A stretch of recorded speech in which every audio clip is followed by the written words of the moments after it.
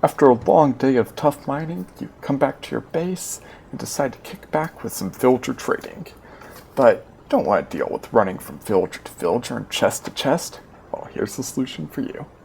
Simply press a button, and the villagers will drop down and come to you. Then with the convenient storage, you can pick up your trading items, trade with them, press another button, and it will send them back on their way. Then, once you want another villager, just press the button again and call down that villager. Then, once again, just look in the chest, pick up some items, and trade with them. And send them back on their way, all without taking a step. Now, how this works is you have your call panel, where I have 8 villagers that I can call down, my storage chests of the 14 trading items, and then an emerald chest to store my emeralds. And the storage chests have some backup storage and to fill them up. And then, as you can see, here's the redstone to it. Now, the redstone looks extremely complex, but it's a lot simpler than it looks because about this half is just all to get the buttons wired up to the pistons up here. So, now let's break it down.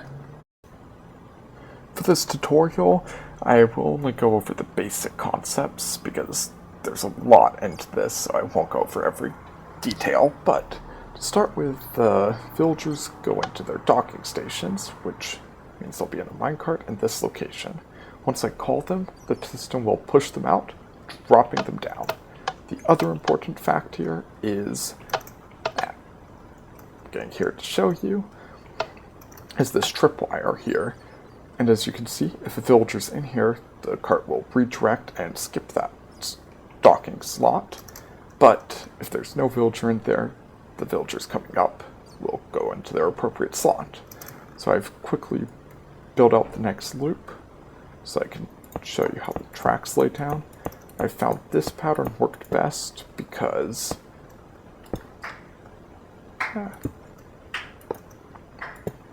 with the new update, the carts now derail, so if you make it any smaller or any faster than this, they won't stay on the track. Now you just put your piston here. Your tripwire has to be 1 block away because if it's 1 block closer, they hit it and get distracted. And same here, or else this tripwire will trigger the piston.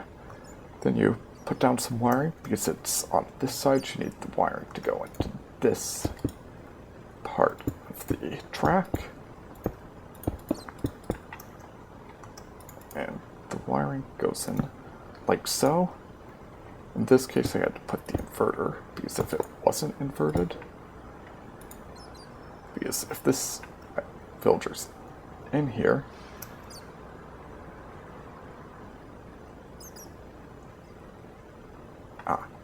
don't have the string all the way laid out. In here, the track should bypass him. Villager's not in here, track goes in. That's why I have this torch. So that's all there is to this part. And as you can see, I did this the entire way up for 8 villagers. The one other thing is you have to put water at the bottom 2 blocks away from the track, because if you don't, the villagers will take damage, and if you ever accidentally break the minecart, they'll die on the spot, because that's how they save. Okay. Now, the next part of this is the locking system. I have it locked so that if one of the villagers isn't in here and falls out, and you press a button, it won't push the next villager out. How this works is you stick a torch onto all the tripwire hooks. So if a villager's in here, torch is off. But if any of the villagers are out, power goes into one of this line or this line over here. And once those lines get powered, it powers this line of repeaters. And this is the locking system. I'll show you it over here. So how it works is your button's over here. If I press the button, the lines will pulse. But these torches, if it's locked, so there's power here. Give me a second, I just need to grab a repeater. Yep, so if there's power here, these guys will not pulse because these repeaters here block it. So I'll quickly build it for you. You just have a little triangle. This torch powers this dust, which unpowers that rail. Then you need to have the repeater here to lock it.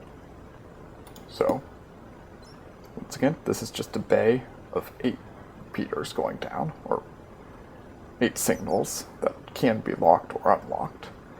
Now, the last part is hooking up the buttons to these 8 this locking gate.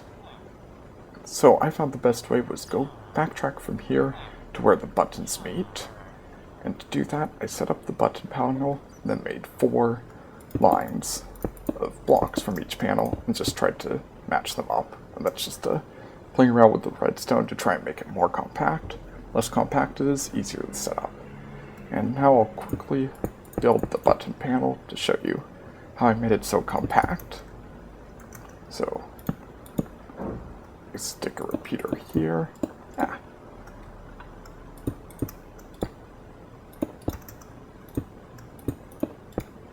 So, this is for the lower right button, this is for the lower left.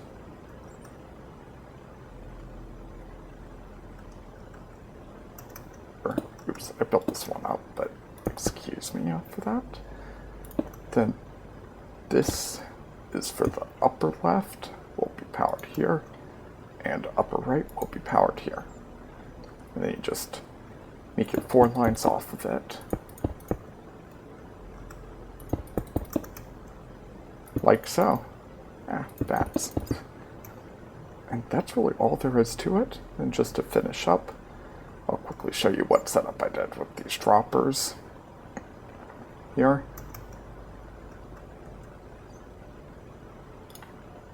I just set up these 4 sets of chests here, then alternated doing like this and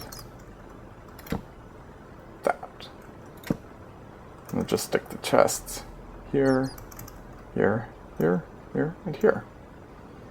And that's all I have for you today. So, thanks for watching.